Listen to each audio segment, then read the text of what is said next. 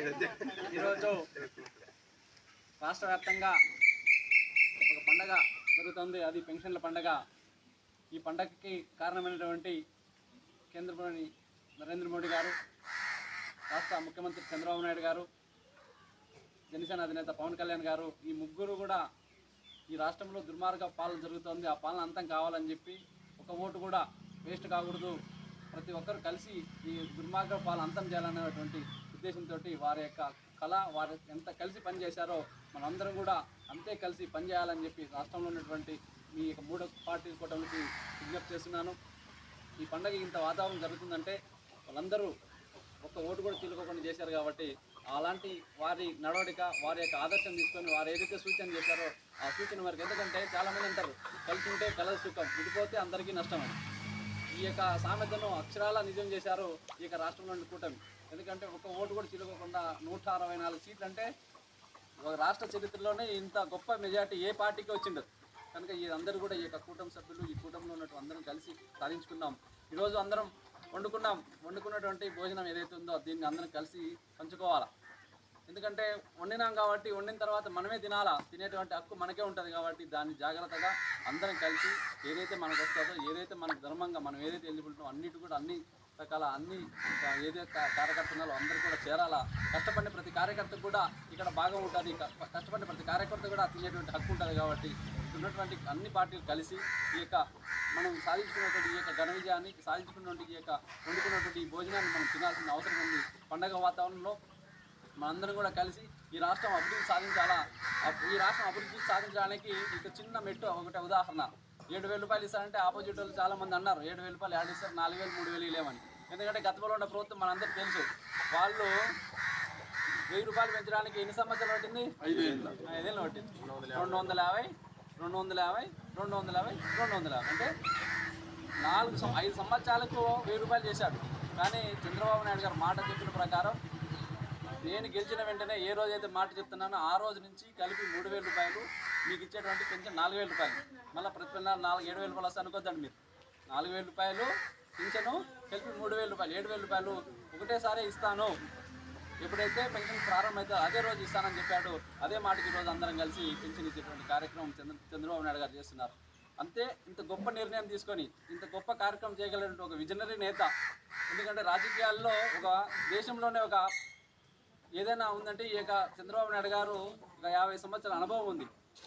అలాంటి నేత కాబట్టి 4,000 రూపాయలు 3,500 సర్దులైనటువంటి వాళ్ళు ఈరోజు ఒకటేసారి చంద్రబాబు నాయుడు 7,000 అయినా కానీ ఎటువంటి డిస్టర్బెన్స్ లేకుండా, ఎటువంటి ఇబ్బంది లేకుండా కేంద్ర సహకారంతో ఈరోజు 7,000 రూపాయలు ఇంటింటికి చేరేటువంటి కార్యక్రమం చేశాడు.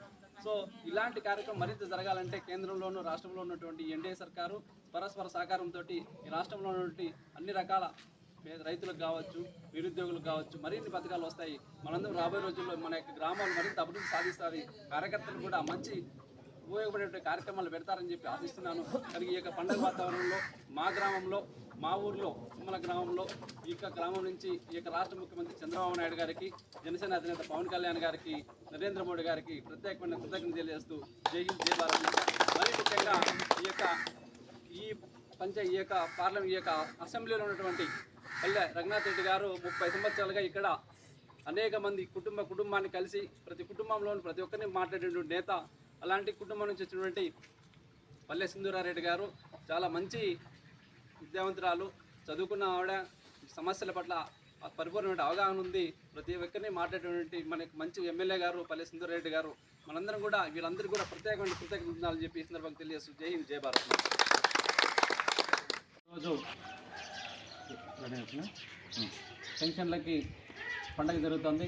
ఈ సందర్భంగా తుమ్మల గ్రామంలోని కొత్తపేటలో ఏదైతే కూటమి అభ్యర్థులు ఉన్నామో జనసేన, టీడీపీ, బీజేపీ అందరూ కలిసి ఈరోజు ఇంటింటికి వెళ్ళి పెన్షన్ కార్యక్రమంలో పాల్గొంటున్నారు. ఈ సందర్భంగా ఈ కార్యక్రమానికి ఎవరైతే ఉన్నారో నరేంద్ర మోడీ గారు, చంద్రబాబు నాయుడు గారు, పవన్ కళ్యాణ్ గారు, ఈ యొక్క ముగ్గురు పార్టీల కూటమి అభ్యర్థుల్లో ఈరోజు ఈ పండగకు కారకులు.